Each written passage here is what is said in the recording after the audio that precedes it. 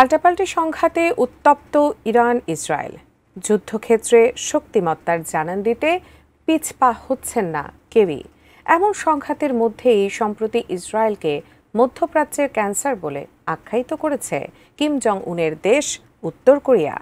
পিয়ংইয়ংয়ের পর এবার নেতানিয়াহুকে নিয়ে বিস্ফোরক মন্তব্য করেছেন সাবেক মার্কিন প্রেসিডেন্ট বিল ক্লিন্টন ও তুর্কি প্রেসিডেন্ট রিসেপ তাইয়েব এরদোয়ান। বিস্তারিত জানাচ্ছেন শেখ ফরিদ।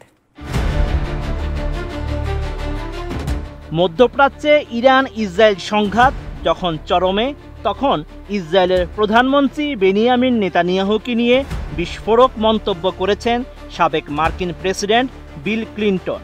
সাবেক এই প্রেসিডেন্টের পরই নেতানিয়াহুকে ধুয়ে দিলেন তুর্কি প্রেসিডেন্ট রিসেপ তাইয়েব এরদোয়ানও।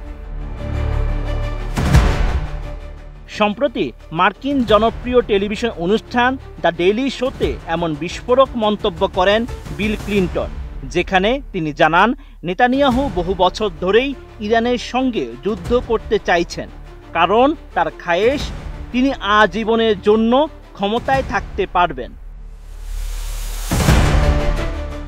এই মন্তব্যের মাধ্যমে নেতানিয়াহুর যুদ্ধমুখী কৌশলের রাজনৈতিক উদ্দেশ্যকে তুলে ধরেন ক্লিন্টন। সাবেক এই প্রেসিডেন্ট জানান, এখন যা দেখছেন তা হলো সাধারণ মানুষের নির্বিচারে হত্যাকাণ্ড, এটা বন্ধ করতে হবে। এমন পরিস্থিতিতে মার্কিন প্রেসিডেন্ট ট্রাম্পকে তিনি সরাসরি হস্তক্ষেপের আহ্বান জানিয়েছেন। সব মশার বিরুদ্ধে সুরক্ষা দিতে এলো বসুন্ধরা এক্সট্রিম অ্যারোসল, মশার বিরুদ্ধে এক্সট্রিম সুরক্ষা। তবে ক্লিন্টনের মতে নেতানিয়াহু বা ট্রাম্প কেউই পূর্ণ মাত্রার আঞ্চলিক যুদ্ধ চান না। তাদের মূল উদ্দেশ্য নিজেদের রাজনৈতিক অবস্থান শক্ত করা।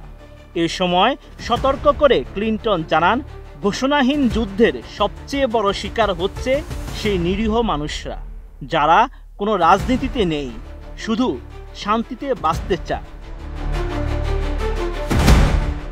এদিকে ইরানে ইসরায়েল যা করছে তা পুরোপুরি গুন্ডামি বলে মন্তব্য করেছেন তুর্কি প্রেসিডেন্ট রিসেপ তাইয়েব এরদোয়ান। 21 জুন ইস্তাম্বুলে ইসলামী সহযোগী সংস্থা বা ওআইসি 51তম অধিবেশনে দেওয়া এক ভাষণে তিনি এই মন্তব্য করেন। তুর্কি প্রেসিডেন্ট জানান, ইসরায়েল এখন কেবল দখলদার নয়, বরং পুরো মধ্যপ্রাচ্য অঞ্চলে যুদ্ধ ছড়ানোর নীল নকশা নিয়েই এগোচ্ছে তেল আবিব। তার মতে এই আগ্রাসন কোনো সামরিক কৌশল নয়, বরং রাষ্ট্রীয় সন্ত্রাসের উদাহরণ।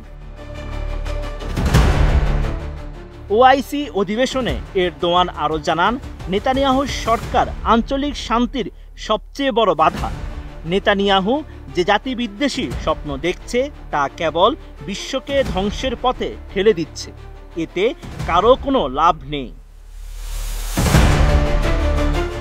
এর আগে গত 13ই জুন ইরানে চালানো ইসরায়েলি হামলাকে রাষ্ট্রীয় সন্ত্রাস হিসেবে আখ্যা দেন এরদোয়ান।